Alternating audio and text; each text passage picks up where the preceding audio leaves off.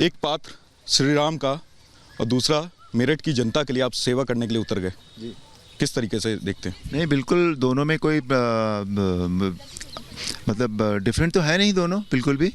श्री राम ने भी जो किया वो एक लीला करने आए थे, उन्होंने अवतार लिया और उस अवतार करने में उन्होंने मानवता हमको सिखाई और बहुत सारे गुण सिखाए, मॉरल सिखाए। और सेवा भी अपने आप में एक गुण है, मॉरल है। तो अच्छा लगता है, दोनों चीज़ें बहुत पॉजिटिव हैं। जो उन्होंने किया वो भी पॉजिटिव था और जिसको सेवा हम कहते हैं, जिसको सेवा का नाम देते हैं हम, वो भी पॉजिटिव है।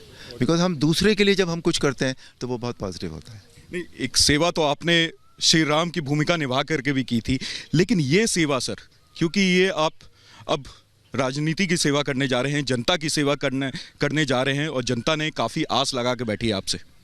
हाँ, दोनों है सेवा ही। वो मॉरल्स की सेवा थी, आध्यात्मिक सेवा थी, कुछ संस्कृति सिखाने की सेवा थी।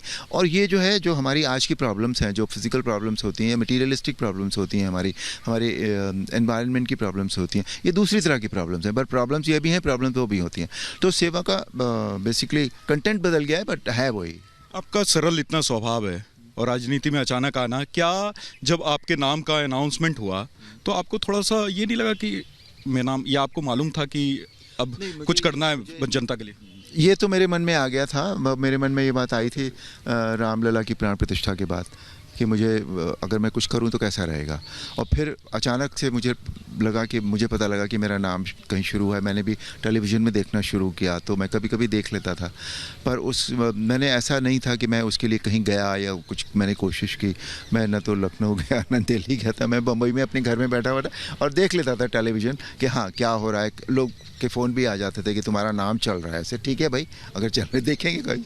फिर वन फाइन इवनिंग मैंने देखा कि हाँ, मेरा नाम घोषित कर दिया गया है। पीएम मोदी ने पूरे देश में बहुत काम किया है और मेरठ में लगातार ही बीजेपी जीतते हुए आ रही है, नज़र आ रही है, और उसके बाद आप यहाँ पे काम करने के लिए आ गए। तो एक जनता का विश्वास लगातार बना हुआ है पीएम मोदी से और आगे भी बना रहेगा, उसको लेके क्या कहेंगे?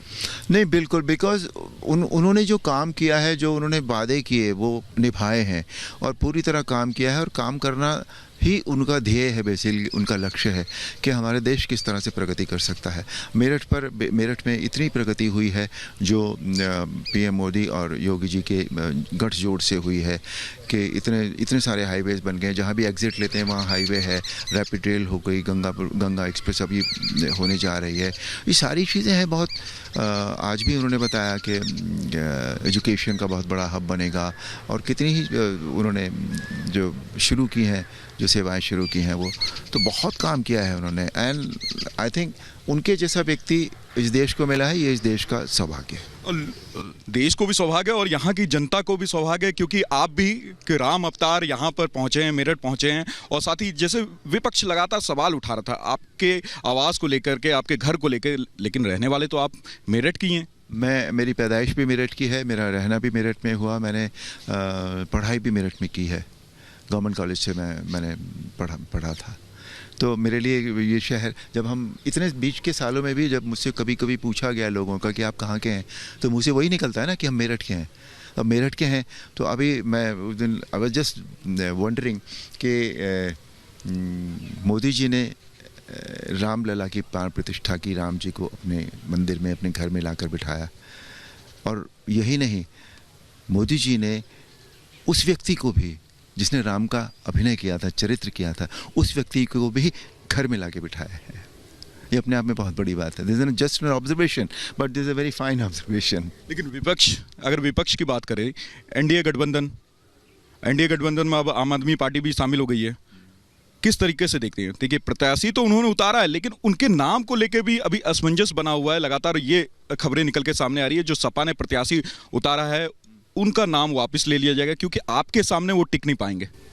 नहीं, इस विषय में मैं कुछ नहीं कहना चाहूँ। मेरे से आप दूसरे पार्टीज़ के बारे में या दूसरे प्रत्याशियों के बारे में मैं कोई जवाब नहीं दे पाऊँ।